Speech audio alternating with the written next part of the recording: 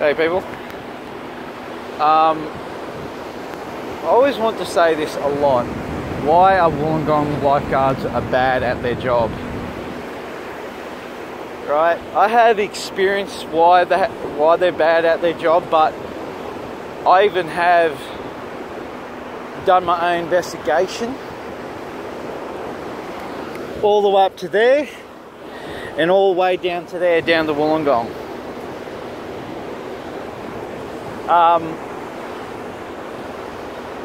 Why Wollongong Council lifeguards are very bad at their job? Because I'll tell you this, right? When I was walking down to there, like I think it was last year, doing my investigation how good they are doing what they do, you know, saving people's lives and stuff like that. It's a lot of incidents what happened on this beach where lifeguards actually neglected a lot of people. They have neglected a lot of people, especially when kids were drowning. And I probably actually do know why, because well, put it this way, right? When I was walking down here, right,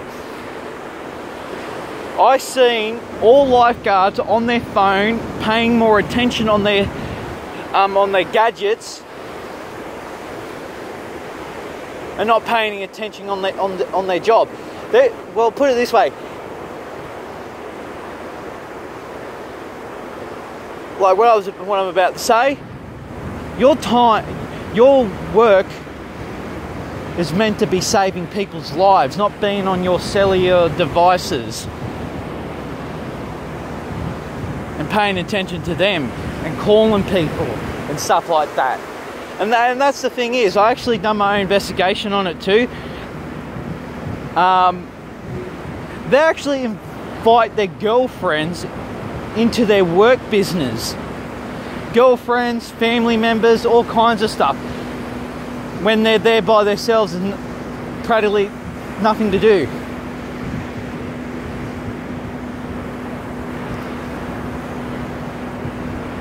And practically they don't pay attention to people, especially when they're on the beach. There was an incident on the beach where a child was drowning out here, and my mum went to go and save him or her.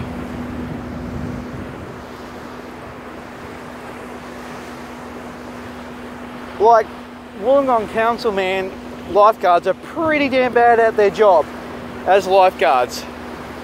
And I can tell you why. Too. My incident, what happened, right, I made a complaint to a surf school, right, and directly to the person who's supposed to be in charge of this whole coastline, I think. His name Michael, or the lifeguards call him Cal.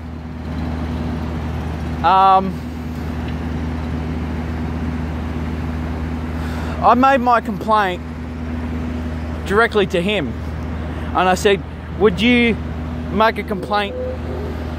I'm making a complaint directly at his surfing school. And I kind of like worked it out why he didn't read my complaint, and I actually went back into Wollongong Council. This happened like 5 years ago back, I think. 5 years ago or 6 years ago back. I don't know, probably longer.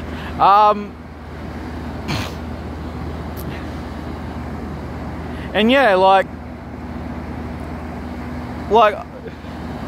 as you see, because really when you're making a complaint to the council about a certain person in a workforce, right, it should be on the database in the council. And I went back into it. When I made the complaint, I went back, practically I was in town about to buy a video game and stuff like that. And I just said, F it.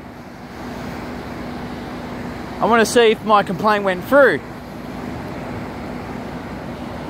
And it just seemed, when I went in there, it was no complaint written under the database. He didn't even went so out of his way to even help me. And I actually know why. I actually kind of like know the question why. Because I actually done my own research on the matter. Alright?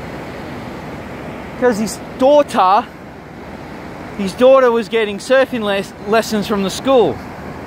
What I actually practically got told by other lifeguards to tell me who that is, going into a work, who was that little girl going into the same work vehicle what Cal or Michael was going into, and that was his daughter. And that's why I think he didn't make the complaint, and he broke his rule in his job.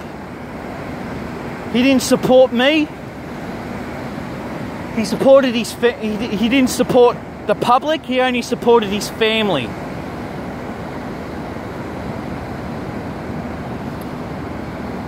And I can just say that's a joke, but you know, it's illegal to give anybody lifts in vehicles, like council vehicles.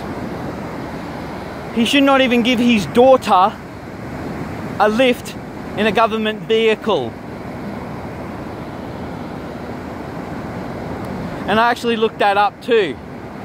Practically, my mum dated a rail corp. Well, my mum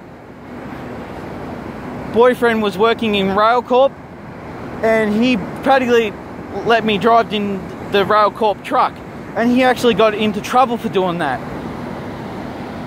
for putting me into a government vehicle, a work government vehicle. I've done my research on this, and he actually broken a lot of laws too, giving his daughter a lift all the way up to wherever he was taking her, for not supporting me when I was getting told to get the fuck off the beach by the surf school, not supporting me in my needs. This is why I think Wollongong Council lifeguards are pretty much bad at their job, because put it this way, if you come to work, you leave your phone at home.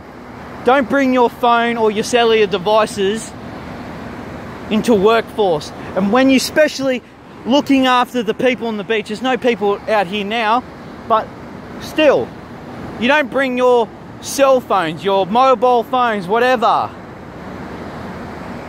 to your work, and especially when you iron out all the beaches. And this is why I think they're not really doing their job properly, as saving people. I always hear this a lot, why they're not saving little kids drowning off beaches. And I hope you actually hear this on YouTube, Wollongong Council. This is absolutely BS. Like, you need to tell the main person who's in charge of the Wollongong Council lifeguards to tell them to get off their phones.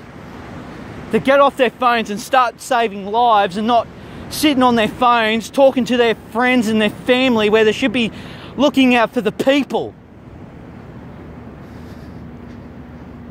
Like, I'm about to walk by some lifeguards right now, and I don't care. And I hope they do hear this, because really I've been abused by them. Well, practically neglected, not abused, neglected, for them not doing their job properly so many years ago for me. but they're always on their bloody cellular devices and on their mobile phones where they should be doing their job properly. They don't even do their job properly. That's what I think. Because really, like, they never helped me out when I got abused by a bunch of surf school idiots.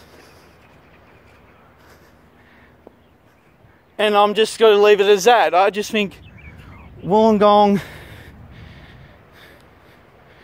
lifeguards are pretty bad at their job.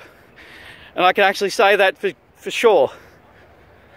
And I hope you like this video, and I hope this video will open your eyes to the matter, how they do not really save people's lives. All they do is sit on their phones and their cell phones and don't really do their job properly.